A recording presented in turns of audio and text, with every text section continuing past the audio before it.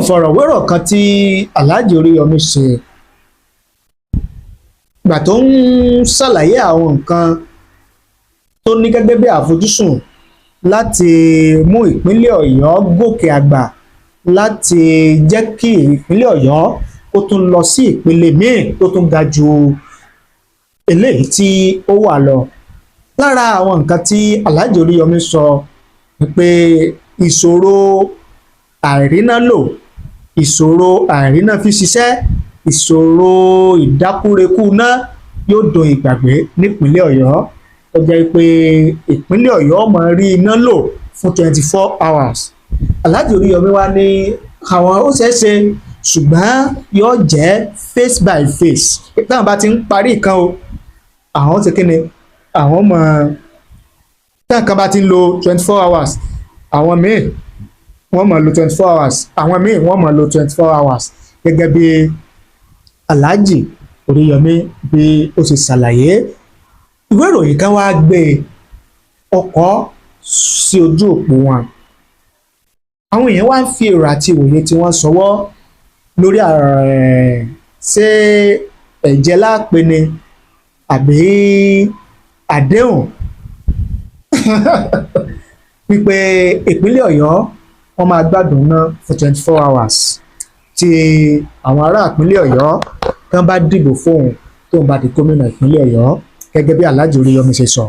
Kí wá làwọn èèyàn ń wí, kí làwọn èèyàn ń sọ lórí pé lábẹ́ ìṣàkóso èmi Dr. Oriyomi Hamzat o, ìpínlẹ̀ Ọ̀yọ́ yóò máa lo iná fún 24 hours, wákàtí mẹ́rìnléníogún. Kí wá làwọn èèyàn ń wí, kí làwọn èèyàn ń sọ. Messages àwọn èèyàn, comment àwọn èèyàn, àríwísí àwọn èèyàn kò papọ̀ mọ́ra wọn, ó sọ̀tọ̀ọ̀tọ̀. Tẹ́bà sí gbàgbé tẹ́ bá rántí pé mo máa ń sọ fún yín lórí ìkànnì wípé èrò kì í papọ̀, ìwòye kì í papọ̀. Bó ṣe rí lọ́dọ̀ tèmi ó lè má rí bẹ́ẹ̀ lọ́dọ̀ tiyín, bó ṣe rí lọ́dọ̀ tiyín ó lè má rí bẹ́ẹ̀ lọ́dọ̀ ti tẹlòmíì. Wọ́n lọ ń ṣiṣẹ́ kí ni o, ó sì dálé ayé nìyẹn. A kì í ronú bákan náà. Bí Rọ̀kì bá ṣe lè ronú, Táíwò lè má ronú bẹ́ẹ̀. Bí Olówó pé ṣe lè ronú, Gbàdàmọ́sí ó lè má ronú bẹ́ẹ̀. Bọ́lá ń ṣe dálé ayé nìyẹn. Ojú ọ̀tọ̀ọ̀tọ̀, ìwòye ọ̀tọ̀ọ̀tọ̀ la fi máa ń wo ọ̀rọ̀. Gẹ́gẹ́ bí Mr. Yemi Akindunbi wọ́n ṣe sọ, wọ́n ní you will know that radio popularity is different from politics. Níta ń sọ tí wọ́n ní pé Alhaji Oriyomi o yóò mọ̀ pé kéèyàn ó lóko lórí rédíò kí ó yàtọ̀ sí ọ̀rọ̀ òṣèlú. Engineer Ogundele Adediwura àwọn ní lórí irọ́. Tell us another thing. We don't need electricity anymore. Almost everyone has already acquired the solar system. Ìtí Mr. Ogundele ń sọ tí wọ́n ní pé Alhaji Oriyomi ó sọ nǹkan míì tán máa ṣe pé irọ́ ni, pé àfẹ́ náà we don't need electricity anymore torí pé gbogbo ìpínlẹ̀ Ọ̀yọ́ ló ti fẹ́ ṣe kíni, oníkálukú ló ti fẹ́ ṣe kíni, ló ti fẹ́ ní sólà tán. Sólà láyé ń lò báyìí. Ẹ má fi ná ọ̀rọ̀ náà, ẹ má fi tọ́ ajẹ. Gẹ́gẹ́ bí Engineer Ogundele position tí wọ́n nìyẹn. Ayọ̀ Ọlákúnlé Ìdòwú àwọn ní Irọ́lábí of Àgídìgbò. Ìyẹn tó lágbára o. Gẹ́gẹ́ bí Ayọ̀ Ọlákúnlé Ìdòwú ti sọ tí wọ́n nìyẹn. David Dada àwọn ní yes we go need light to repair radio. Wọ́n ní lóòótọ́ ni o, iná láàlò táwọn ìmọ̀ tó rédíò ṣe ọ̀dà báwọn. Túndé Mojísọ́lá Usman wọ́n ní was there 24 hours electricity in Ọ̀yọ́ state before. Wọ́n ní ṣé ìpínlẹ̀ Ọ̀yọ́ ń lo iná fún wákàtí mẹ́rìnlélógún tẹ́lẹ̀ ni. Àrètí iná ẹ̀sọ̀ nǹkan mìíràn gẹ́gẹ́ bí ìtẹ́niyẹn sọ. Mujib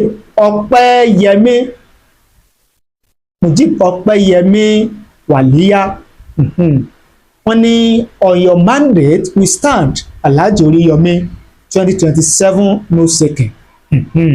Èrò tẹnìkan náà.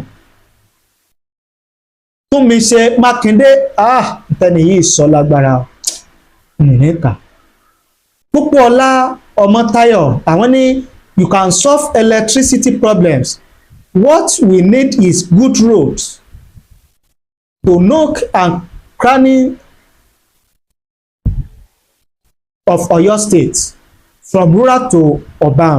Wọ́n ní ntí Alhaji Oriyomi lè ṣe ní ọ̀rọ̀ náà ó lè ṣe náà fún alóòótọ́ ṣùgbọ́n n tá a wá nílò gangan ni ọ̀nà tó dáa káàkiri ìpínlẹ̀ Ọ̀yọ́ láti ìgbèríko títí dé ìgboro kó má jẹ́ pé àwọn ará ìgboro nìkan àwọn ará bí ìlú Ìbàdàn àwọn ará ìlú Ọ̀yọ́ àwọn ará Ògbómọ̀ṣọ́ nìkan náà máa lo ọ̀nà tó dáa gbogbo àwọn tó wà ní ìgbèríko bí ìjọba ìbílẹ̀ Oríire tán ti ṣiṣọ́ táwọn ẹni bí ṣiṣọ́ lọ́jọ́ sí káwọn náà ṣe kí ni káwọn náà máa rí iná tó dáa àti títì tó dáa rìn gẹ́gẹ́ bí ọ̀rọ̀ tiwọn nìyẹn. Tottenham Saku wọ́n sọ tiwọn wọ́n ní Oriyomi Hamzat focus on the welfare of workers and retirees demonstrate a clear understanding that those who dedicated their life to public service deserve dignity, fairness and timely support. This is the kind of people-centered leadership our state needs. Wọ́n ní irú ìrántí Alhaji Oriyomi nìyí bó ṣe sọ pé wọ́n mọ̀ tún ìgbé ayé àwọn òṣìṣẹ́ tán wà lẹ́nu iṣẹ́ àtàwọn tí wọ́n ti fẹ̀yìntì bó wọ́n ṣe mọ̀ tayé wọn sí táwọn náà ẹni ti ṣẹ́ fún 35 years tó wá fẹ̀yìntì bó ní ìyà ọ̀sẹ̀ ní máa jẹ́ bó ní ó ṣe máa rí nǹkan jẹ bó ní ó ṣe máa rí nǹkan mu bó ní ó ṣe máa wà láyé àtàlàáfíà pé irú àwọn tí adarí tìpínlẹ̀ Ọ̀yọ́ tí ó nílò nìyẹn. Ọlátúnjí Timothy àwọn ní let him start with his community and station. Wọ́n ní àti gbọ́ ìdálàjì sọ Oríyọmí sọ ṣùgbọ́n kán kọ́kọ́ bẹ̀rẹ̀ láti àdúgbò tán gbé gan àti iléeṣẹ́ rédíò wọn gan káwò bó ṣe máa rí fún 24 hours. Alonge Ojo wọ́n ní this man don't cross to your boundary politics different to kọ́kọ́rọ́ alátẹ o tẹ́lẹ̀ lẹ́ẹ̀tọ́ sọ tó lágbára o wọ́n ní ọkùnrin ìṣọ́ra rẹ o mọ́ kọjá ààlà rẹ òṣèlú yàtọ̀ sí ètò kọ́kọ́rọ́ alátẹ.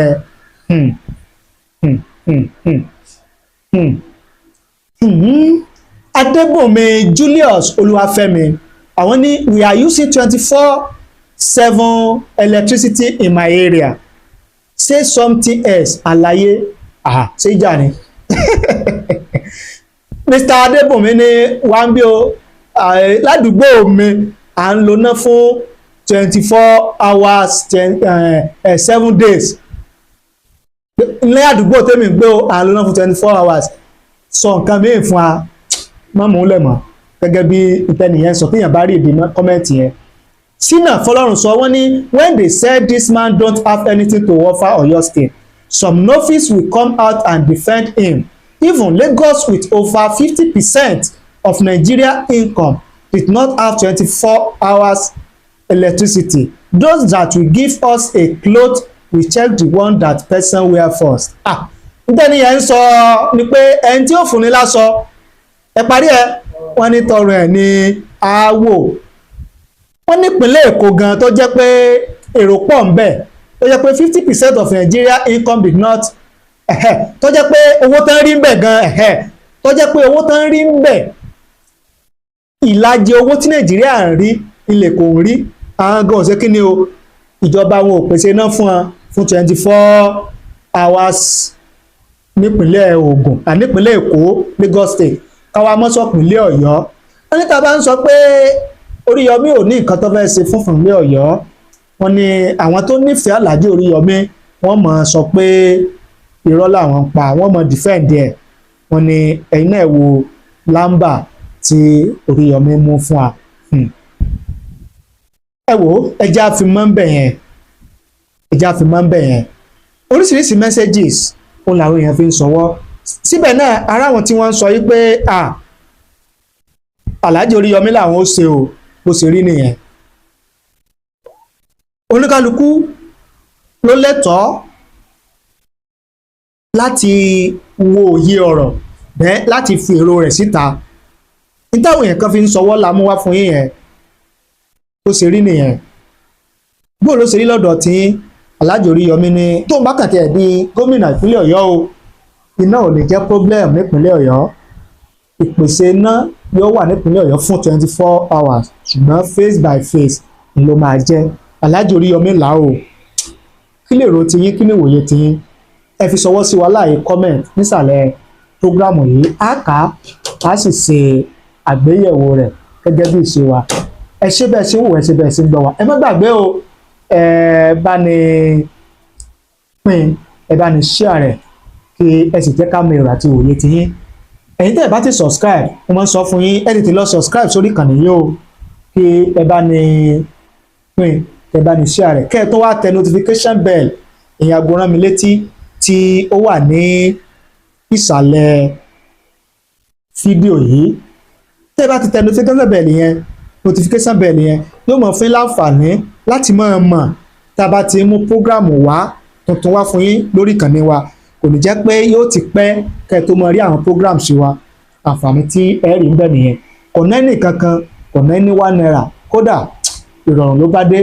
ẹ ṣé àdúpẹ́.